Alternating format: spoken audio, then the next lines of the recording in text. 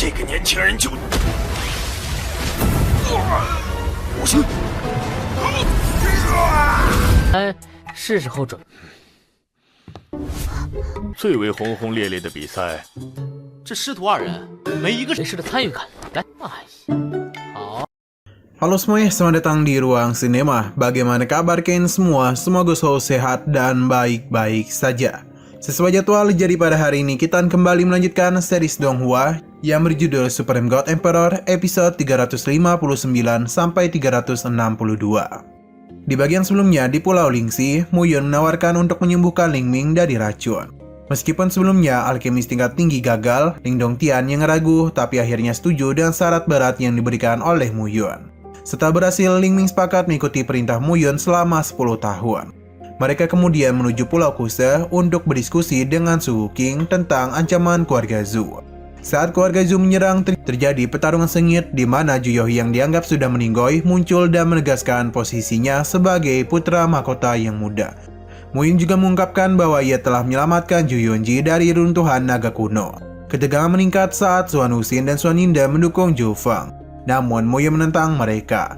Peperangan antara pasukan Kuse dan keluarga Zhu tak terelakkan lagi. Muyun tetap percaya diri menghadapi ancaman dari keluarga Zhu dan Gunung Xuankong.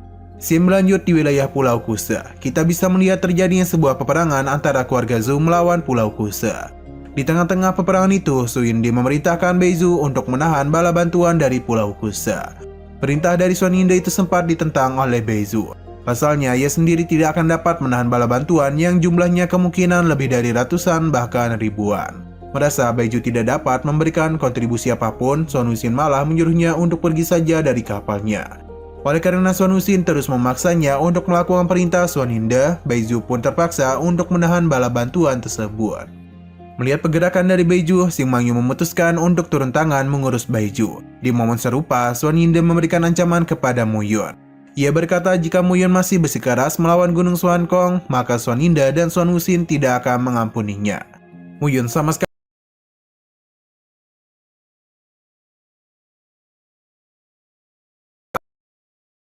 agar tidak berbelas kasihan.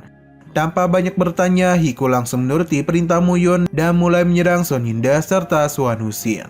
Pada pertarungan itu, Hiku benar-benar dapat memberikan tekanan kepada mereka berdua, sehingga mereka berdua pun tak dapat berbuat apa-apa.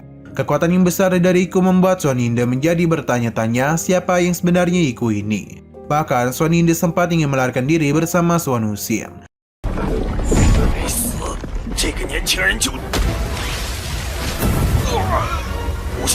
Akan tetapi Hiku tak membiarkannya pergi begitu saja. Dengan seni bela diri tubuh roh suci, Hiku berhasil menangkap Xuan Yinde dan menghabisinya.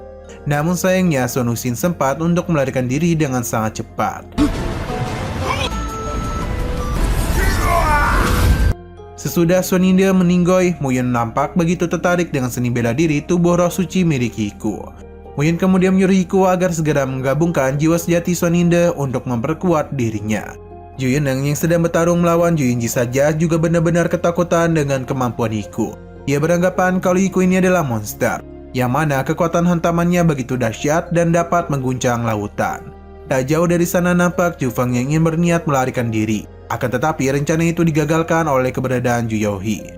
Maka dari itu, mau tak mau Zhu Feng pun harus segera menghadapinya dan mulai melepaskan sebuah serangan kepadanya.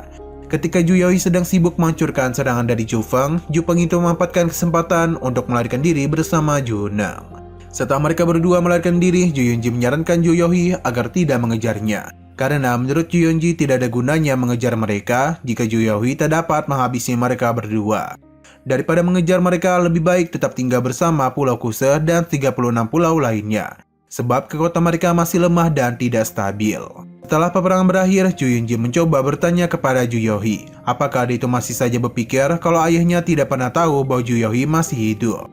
Ju Yunji bercerita bahwasanya ketika dirinya sedang ditangkap oleh Gunung Xuankong, ia sudah pernah mengirim pesan kepada ayah Ju Yohi. Pesan itu seharusnya membuat ayah Ju Yohi sadar kalau keluarganya masih hidup. Namun sampai sekarang, ayah Ju Yohi tidak pernah melakukan pencarian terhadap keluarganya sendiri. Mendengar penjelasan kakeknya, sontak Ju Yohi pun menjadi sangat terkejut dan tersadar bahwa ayahnya ternyata lebih mementingkan hubungannya dengan Gunung Xuankong dibandingkan keluarganya sendiri. Dan penuh emosi, Ju Youhee pun mulai berjalan ke arah Ju Xiao, sambil mengatakan kalau dirinya Ju Youhee bukan lagi seorang putra dari keluarga Zhu.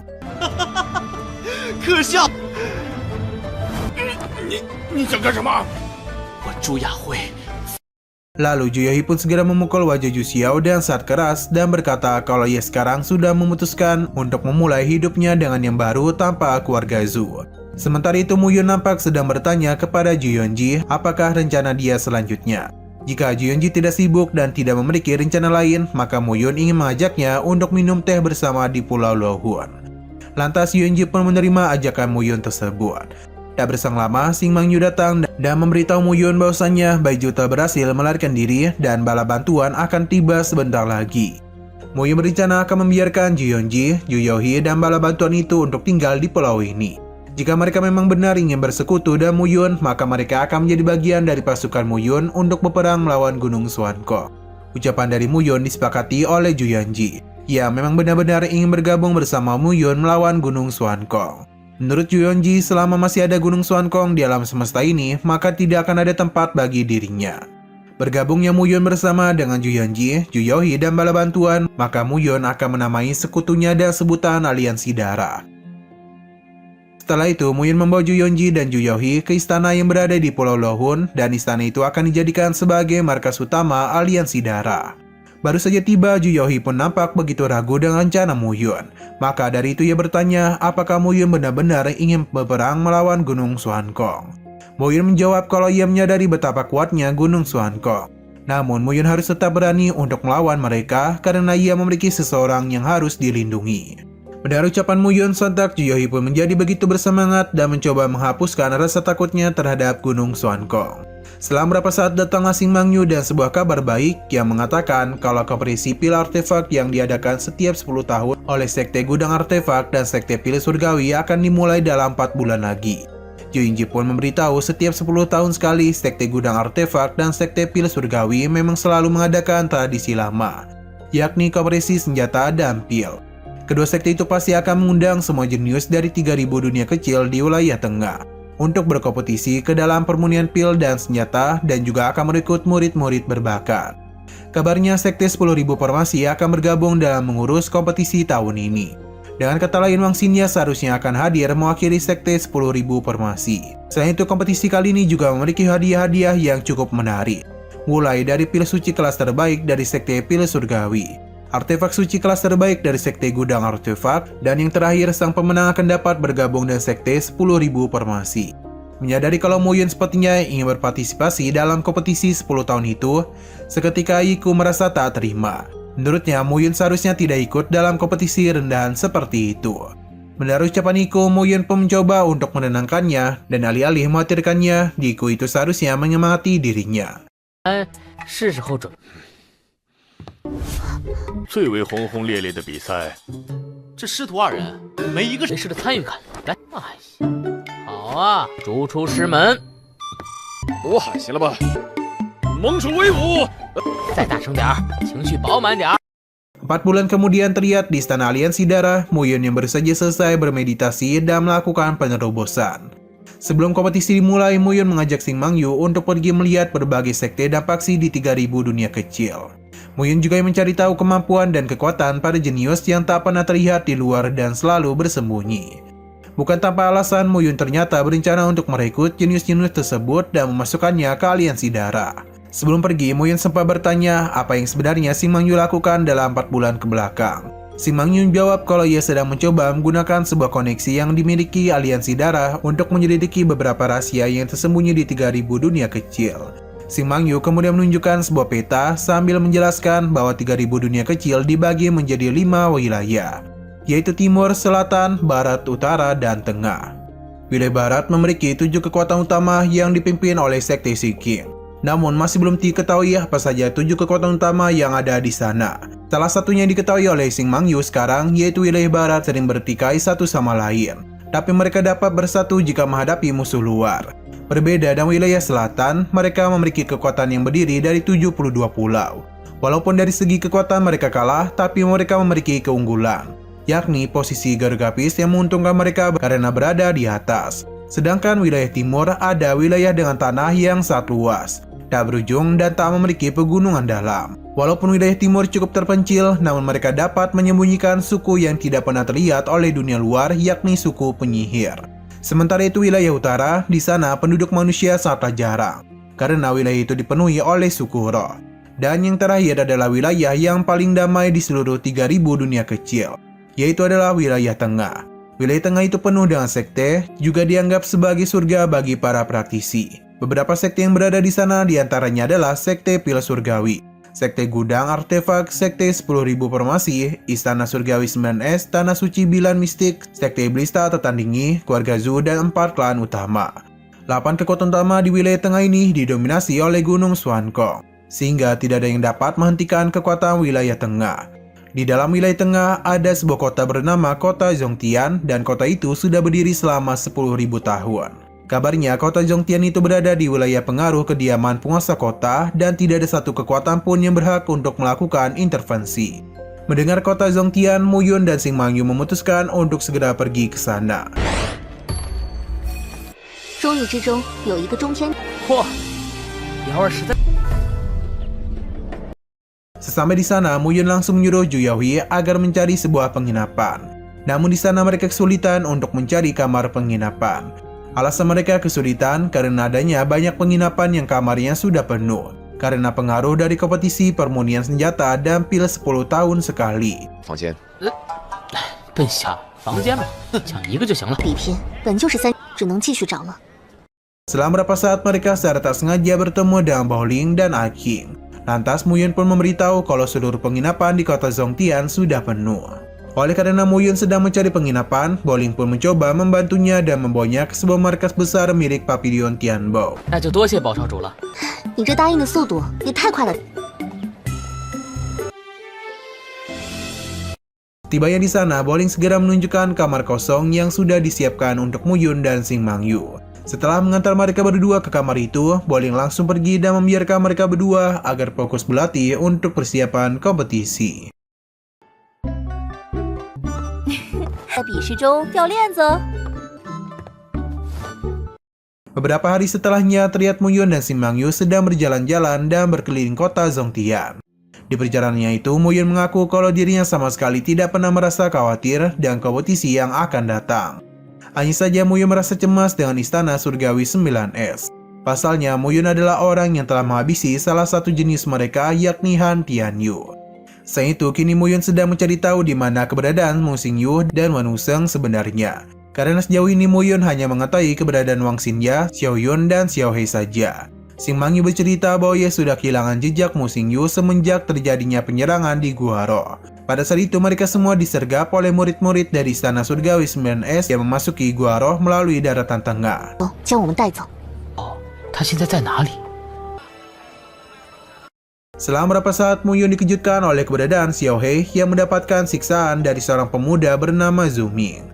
Usut punya usut, Zhu Ming ini ternyata membeli Xiao Hei dari seseorang, dan harga 100 juta kristal roh kelas rendah. Melihat Zhu Ming selalu marah-marah terhadap seekor anjing, rekannya yang bernama Lin Kan pun menjadi bertanya-tanya mengapa Zhu Ming menjadi begitu marah hanya karena seekor anjing.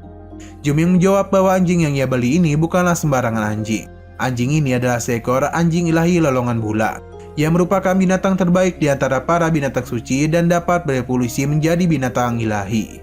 Mendengar penjelasan Zhu Ming, Lin Kan menjadi begitu tertarik dan mencoba untuk mengelus-ngelusnya. Akan tetapi, Xiao Hei justru bertindak kasar terhadapnya, sehingga Lin Kan menjadi kesal dan nyaris menginjak Xiao Hei.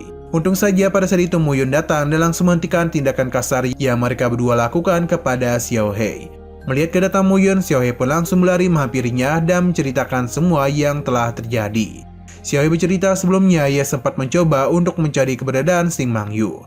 Namun di tengah-tengah pencariannya, dia justru ditangkap oleh seseorang dan dijual kepada Zhu Ming. Sejak saat itu Xiao Hei mengaku bahwa dirinya sering disiksa dan diberi perlakuan kasar oleh Zhu Ming.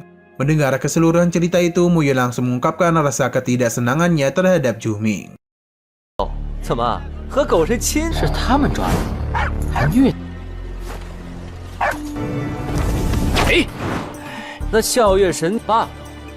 不过，理由，兄弟被你们欺负了。Pada saat yang bersamaan, Juming dan temannya menyadari kalau orang yang ada di hadapan mereka berdua adalah orang yang telah bekerjasama dengan Ju Yaohe untuk memberontak terhadap keluarga Zhu. Selain itu, mereka berdua juga mengetahui bahwasannya Mu Yun telah mendirikan sebuah aliansi darah yang bertujuan melawan Gunung Xuankong. Lantas rekan Juming itu memberitahu kalau Mu Yun adalah orang yang bodoh yang hanya mencoba meninggikan dirinya, seolah-olah ia itu setara dengan Gunung Xuankong. Mu Yun kemudian mulai bergerak dan cepat dan langsung memaksa Lin Khan untuk menelan sebuah pil yang membuat inti emasnya hancur tak tersisa. Tak berhenti sampai di situ, Mu Yun juga menyerang Lin Khan hingga membuatnya tumbang dan kehilangan kesadaran. Tindakan Mu Yun kali ini sebenarnya sama sekali tak dapat diterima oleh Juming. Namun ia tidak dapat berbuat apa-apa selain menaruh dendam kepadanya. Juming berjanji akan balas dendam kepada kompetisi pemurnian pil akan datang dan membuat Mu Yun menerima akibat dari perbuatannya. Di waktu yang sama datanglah seorang jenius bernama Lin Xiao, sehingga Juming langsung mengadukan tindakan Mu Yun terhadap Lin Khan. Lin Xiao lalu berjalan mendekati Mu Yun sampai berkata bahwa dirinya sudah banyak mendengar tentang Mu Yun yang ranahnya telah berada di peri bulu tingkat 4. Lin Xiao memberitahu kalau ranah Mu Yun yang sangat bagus itu tidak sesuai dengan tindakan Mu Yun yang sangat tidak terhormat. Bukannya merasa takut, Mu Yun justru mengatakan kalau orang-orang seperti Lin Khan, Juming, dan Lin Xiao tidak layak mendapatkan rasa hormat darinya. Pada saat yang bersamaan, ucapan Mu Yun dibenarkan oleh Wang Xingya yang baru saja datang bersama dengan Chen Yuan. Scene berlanjut di tengah-tengah kota Zhongtian, terlihat Wang Xingya yang baru saja datang bersama Chen Yuan. Melihat kedatangan mereka berdua sebagai seorang junior, Lin Xiao pun langsung memberikan hormat. Bukannya merasa senang, Wang Xingya justru menyuruh Lin Xiao agar tidak usah menyapa dirinya, karena Wang Xingya mengaku tidak mengenali Lin Xiao. Wang Xingya bersikap seperti itu oleh karena Wang Xingya merasa kesal terhadap orang-orang yang berani bertindak kasar terhadap Xiaohe dan Mu Yun. Ketika Wang Xingya bertemu dengan Mu Yun, Chen Yuan menyadari kalau ternyata alasan Wang Xingya ngotot ingin berpartisipasi dalam kompetisi adalah karena ingin bertemu dengan Mu Yun. Di waktu yang sama, Lin Xiao mencoba menjelaskan kepada Wang Xingya bahwasannya dirinya tidak ada sangkut pautnya dengan Lin Khan dan Juming yang sebelumnya menyiksa Xiaohe. Walaupun sudah menjelaskan, namun Wang Xingya sudah terlanjur bete terhadap mereka bertiga. Oleh karena itulah Wang Xingya menyuruh mereka untuk menjauh, sambil berkata kalau orang jahat seperti mereka tidak layak untuk mengikuti kompetisi pada bidang formasi. Jelas ucapan dari Wang Xingya benar-benar membuat Lin Xiao sakit hati. Akan tetapi dirinya juga tak dapat berbuat apa-apa. Maka dan penuh rasa kesal, Lin Xiao pun langsung pergi dari sana bersama Juming dan Lin Khan. Sesudah mereka pergi, Wang Xingya segera melepaskan kerinduannya kepada Mu Yun dengan cara memeluknya. Begitu pula dengan Mu Yun. Ia juga memeluk erat Wang Xingya sambil mengungkapkan rasa kerinduannya dengan cara menggodanya. 正宗的长老们闷打一顿。 Chen Yuan kemudian mencoba mengenalkan identitasnya sebagai senior besar di sekte 10.000 Farmasi untuk berkenalan dengan Mu Yun. Mendengar nama Chen Yuan, Mu Yun mengaku begitu kagum kepadanya, karena sebelumnya dia itu memang sudah pernah melihat nama Chen Yuan pada daftar takdir surgawi. Selesai berkenalan, Chen Yuan pun pamit dan menitipkan Wang Xingya kepada Mu Yun, sebab dia itu masih banyak urusan sekte yang harus dilakukannya. Setelah Chen Yuan pergi, Mu Yun, Xing Mangyu, dan Wang Xingya mulai berjalan-jalan bersama dan berkeliling kota. Di perjalanan itu, Mu Yun bertanya kepada Wang Xingya bagaimana perasaannya selama berada di sekte 10.000 Farmasi. Wang Xingya menjawab dia merasa direpotkan, karena para tetua sekte pernah memberikannya peta 33 formasi surgawi dan meminta Wang Xingya untuk memahaminya. Hanya karena para tetua sekte itu tidak dapat memahaminya. Selepas mendengar keluhan dari Wang Xingya, Mu Yun pun mengajaknya dan Xing Mangyu untuk kembali ke markas Papillon Tianbao. 合起伙来欺负我， 一切安顿下来之后再议。 你说什么呢？ Pada malam harinya nampak Mu Yun yang tidak bisa tidur, sehingga ia memutuskan untuk mencari udara segar di luar. Niatnya ingin bersantai seketika berubah ketika dia merasakan energi spiritual yang ada di lantai atas. Sampai di sana, ia melihat beberapa pengawal Papillon Tianbao yang meninggoy, karena telah dihabisi oleh seorang pria yang memiliki dendam terhadap Mu Yun. Baru saja Mu Yun tiba, pria itu pun langsung melepaskan sebuah pukulan yang mampu menahan kekuatan hati pedang keheningan medik Mu Yun. Menyadari hal demikian, Mu Yun pun beranggapan kalau lawannya kali ini setidaknya berada di ranah peri bulu yang berada di tingkat 5 ke atas. Tak berhenti sampai di situ, pria ini melanjutkan serangannya dan menggunakan teknik kepahitan langit. Serangan pria itu kali ini benar-benar membuat Mu Yun merasa terkejut. Pasalnya, teknik kepahitan langit adalah salah satu teknik yang berasal dari Supreme Puhai, yang mana dia itu telah ada pada 10.000 tahun yang lalu. Mendengar perkataan Muyun, seketika pria itu juga merasa kaget. Karena Muyun mampu mengenali teknik-teknik kuno dan bahkan juga mengetahui tentang Supreme Kuhai.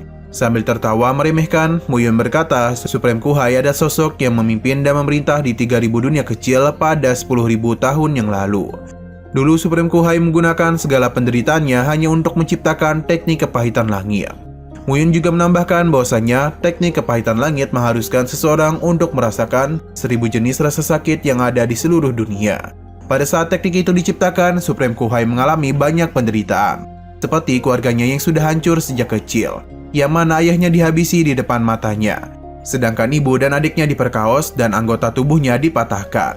Ketika Supreme Kuhai tumbuh besar, penderitaan masih menghantui dirinya. Mulai dari dihianati oleh saudara yang sendiri, ditinggalkan oleh teman-temannya, hingga dicampakkan oleh kekasihnya sendiri. Seluruh penderitaan yang mendalam baginya membuat dia menyadari apa makna dari penderitaan-penderitaan itu.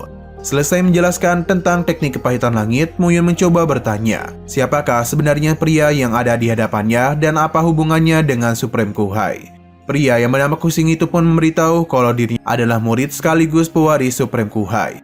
Kusing mengaku ia dapat menggunakan teknik kepahitan langit karena ia juga memiliki banyak sekali penderitaan dalam hidupnya.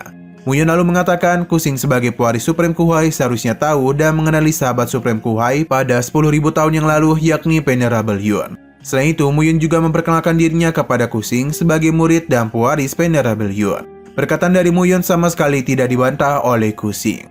Ia mengaku percaya kalau Muyun adalah pewaris Venerable Yun, karena barusan ia merasakan sesuatu yang istimewa dari napas Muyun. Kusing kemudian memberitahu alasannya datang menemui Muyun adalah karena ia ingin bergabung pada aliansi darah yang baru saja dibentuk olehnya. Bukannya tanpa alasan, Kusing ternyata juga memiliki dendam pribadi terhadap Gunung Suankong. Oleh karena itulah dia ingin bergabung dengan aliansi darah dan melawan Gunung Suankong. Dendam pribadinya itu disebabkan oleh masa lalu Supreme Kuhai. Dulu Supreme Kuhai berhasil menguasai 3000 dunia kecil. Akan tetapi dalam sekejap Supreme Kuhai menghilang begitu saja. Dan yang lebih mengejutkan, seluruh aula kepahitan langit telah dikuasai oleh Gunung Suankong. Sebagai pewaris Supreme Kuhai, Kusing sangat bernafsu untuk membalaskan dendam Supreme Kuhai kepada Gunung Suankong. Mendengar penjelasan Kusing, Muyun pun mencoba menebak. Kusing pasti memiliki alasan tersembunyi selain membalaskan dendam Supreme Kuhai.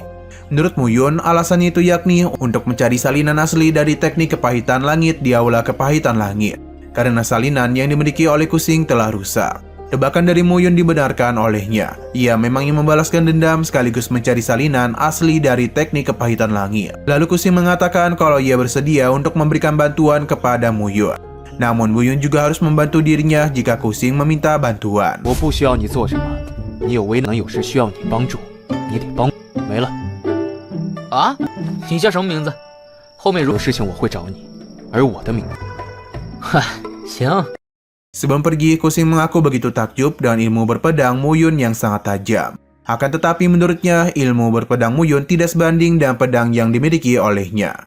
Oleh karena itu, Kusing memutuskan untuk memberikan pedang kepahitan langit kepada Muyun. Melihat pedang kepahitan langit itu, Muyun menyadari kalau pedang itu dulu adalah pedang miliknya yang dia berikan kepada Supreme Kuhai. 小慧，他真是一个怪人。听。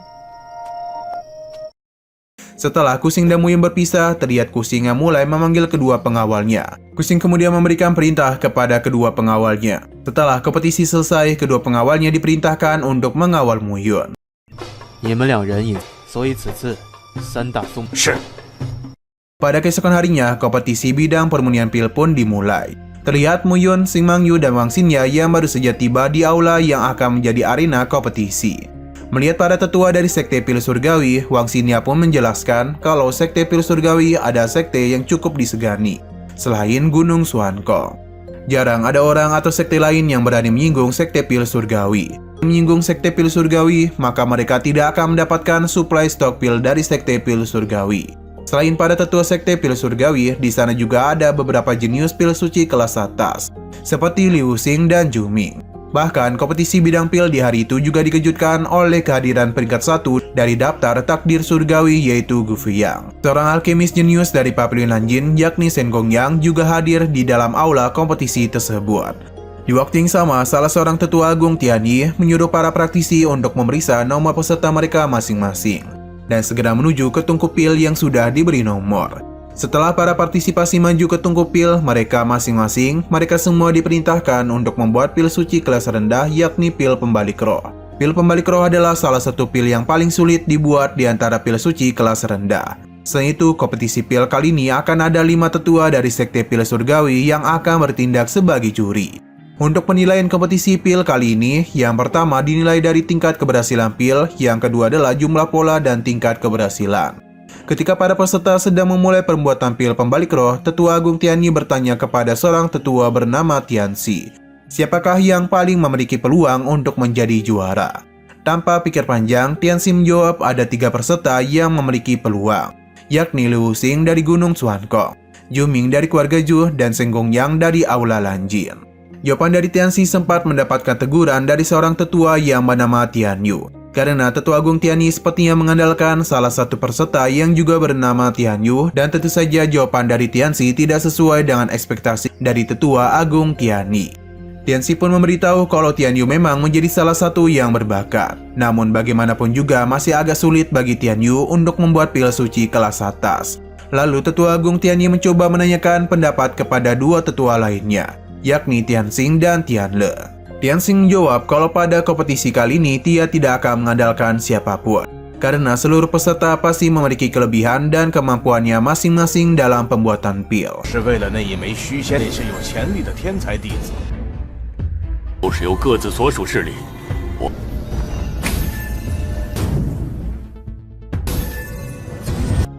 Di tengah-tengah pembicaraan para tetua, salah seorang peserta bertanya kepada Tetua Agung Tianyi, mengapa tidak ada bahan rumput tembakau es dalam permurnian pil pembalik roh? Padahal rumput tembakau es digunakan untuk memurnikan pil tersebut. Selain itu, beberapa peserta lainnya juga setuju dengan pertanyaan barusan. Menurut mereka, alih-alih menyediakan bahan yang penting seperti rumput tembakau es, sekte pil surgawi malah menyediakan bahan yang kurang berguna, seperti bunga matahari putih dan giok ginseng. Mendengar pertanyaan itu, Mu Yun mulai berbicara di dalam hati. Ia berkata kalau pil pembalik roh memang tidak memerlukan rumput tembakau es. Sebaliknya, menurut Mu Yun, kombinasi bunga matahari putih dan giok ginseng sangatlah berguna untuk membuat pil pembalik roh. Di waktu yang sama, Tetua Agung Tianyi menjadi begitu emosi dan langsung mengusir para peserta yang mengintervensi dirinya. Tetua Agung Tianyi berkata, para peserta yang kurang berpengetahuan seperti mereka tidak layak untuk mengikuti kompetisi ini. Selepas para peserta diusir, Tianxi meminta para tetua untuk melihat ketajaman dari teknik yang digunakan oleh Liu Xiang. Selain itu, Tianxi beranggapan kalau Juming dan Seng Gongyang juga menampakkan hal yang serupa. Mereka bertiga benar-benar memberikan teknik dan gerakan yang cukup cerdas. Para peserta terlihat mulai memasuki tahap penjernihan pil, dan pada saat itu Tetua Agung Tianyi sempat berfokus pada cara Feng Jiu dalam menjernihkan pil. Tetua Agung Tianyi terdengar sedang memuji Feng Jiu karena teknik penjernihan pil yang dilakukan oleh Mu Yun begitu luar biasa. Menurut Tetua Agung Tianyi, Feng Jiu ini adalah salah satu jenius yang tidak terikat dengan sekte manapun di 3000 dunia kecil. 妙手丹青。 小家族仅仅是羽仙境一种。 Sewaktu para peserta sedang sibuk melakukan penjernihan pil, tiba-tiba saja Liu Xing menantang Mu Yun untuk beradu dalam penilaian pola dan jumlah pil. Mendengar tantangan Liu Xiang, Mu Yun pun memberitahu kalau dia masih belum setara dengan dirinya. Selang beberapa saat, secara mengejutkan tungku pil milik salah satu peserta bernama Feng Jiu meledak, sehingga Feng Jiu pun dinyatakan gagal dalam kompetisi pil. Melihat kegagalan Feng Jiu nampak menjadi sedikit kebingungan. Pasalnya dia itu sangat terampil dalam penjernihan pil. Lantas bagaimana bisa Feng Jiu gagal dalam tahap penjernihan pil? Pertanyaan-pertanyaan itu membuat Mu Yun beranggapan sepertinya Feng Jiu sedang mencoba sesuatu yang baru untuk meningkatkan keterampilan penjernihan pilnya. Merasa begitu tertarik dengan Feng Jiu, Mu Yun pun menyuruh Xing Mangyu untuk mengawasi dan mencari tahu tentang Feng Jiu. Ketika hari sudah mulai gelap, nampak Tian Yu dari sekte pil surgawi akhirnya selesai memurnikan pil pembalik roh dengan 8 pola. Pada saat yang bersamaan, Juming juga berhasil menyelesaikan permuniannya dengan 9 pola pada pil pembalik rohnya. Juming nampak merasa berbangga dengan dirinya yang berhasil membuat pil pembalik roh 9 pola. Cukup wajar dia merasa bangga karena 9 pola pada pil pembalik roh sangat sulit untuk diciptakan. Bahkan pil pembalik roh 9 pola tidak bisa dibandingkan dengan 10 pola pada pil pengumpulan hati 7 lubang buatan Mu Yun. Meskipun begitu, keduanya berada pada kelas yang sama, yakni pil suci kelas rendah. Tetapi keduanya berada pada tingkat yang sama. Pada momen yang serupa, rasa bangga yang dimiliki oleh Zhu Ming seketika dipatahkan oleh keberhasilan Liu Xing dalam memunikan 2 butir pil pembalik roh dengan 9 pola. Hal ini tentu saja membuat Zhu Ming kalah jika dibandingkan dengan Liu Xiang. Sebab Zhu Ming hanya memunikan 1 pil saja, sedangkan Liu Xiang 2 pil. Tak lama kemudian, seluruh aula dikejutkan dengan keberhasilan Shen Gongyang yang memunikan 5 pil pembalik roh dengan 10 pola.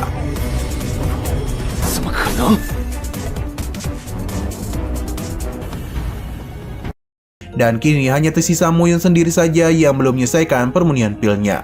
Awalnya Liu Xiang dan yang lainnya sempat menjelek-jelekan Mu Yun karena dia itu tak kunjung memperlihatkan hasil permuniannya. Hingga padanya seluruh aula terguncang dengan perasaan yang sangat terkejut. 你懂什么叫练他们？睁大你的狗！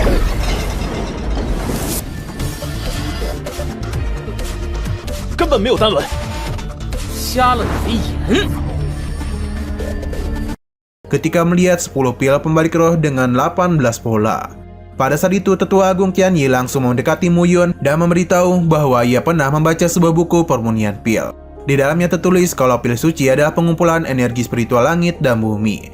Di antara langit dan bumi, pola pil tertinggi bukanlah 10, melainkan 18, yang disebut sebagai 18 jalan agung. 18 jalan agung itu adalah penyebaran 9 pola pil dan merupakan manifestasi kualitas pada sebuah pil. Dengan kata lain, hal itu menunjukkan bahwa pil pembalik roh yang dimurnikan oleh Mu Yun tidak hanya sempurna dalam penggunaan bahan, teknik, dan suhu api, serta semua langkah pemunian pil juga telah mendekati kesempurnaan. Menurut Tetua Agung Tianyi, di 3000 dunia kecil, pil dan 18 pola jalan agung sudah dianggap sebagai sebuah keajaiban yang luar biasa. Terlebih lagi, pil dengan 18 pola jalan agung ini sudah tidak pernah terlihat lagi selama ribuan tahun. Tetua Agung Tianyi kemudian mulai memukupkan badannya dan memberikan rasa hormat kepada Mu Yun. 不敢，小子还有8纹圣丹，也是越加好。 Melihat hal demikian, tentu saja Liu Xiang menjadi begitu kesal dan berjanji akan melampaui Mu Yun pada babak pemunian pil suci kelas menengah besok hari. Mendengar perkataan Liu Xiang, Mu Yun justru tidak menanggapinya secara serius, dan dia itu malah mencoba mengolok-oloknya. Setelah itu, Tetua Agung Tianyi mulai mengumumkan pemenang pada babak pertama kompetisi permunian pil, yakni adalah Mu Yun. Untuk para peserta yang gagal memunikan pil pembalik roh seperti Feng Jiu, mereka tidak dapat mengikuti babak kedua. Selesai pengumuman kemenangan, Mu Yun langsung pergi bersama Wang Xingya menuju markas Pavilion Tianbao. 那是自然，不过先进4重，炼制中品圣。我早有准备。师弟何必动？ Nah, sayang sekali episode pada hari ini pun harus bersambung dulu. Oke, sekian dulu pada video kali ini. Untuk video selanjutnya akan segera hadir. Jadi bagi kalian yang ingin mengikuti series ini, langsung saja klik subscribe dan aktifkan loncengnya. Terima kasih yang sudah menonton video sampai habis. Jika kalian suka pada video ini, klik like dan share ke teman-teman kalian tentang channel ini. Dan ditunggu aja kelanjutannya. Oke, sampai jumpa di video selanjutnya.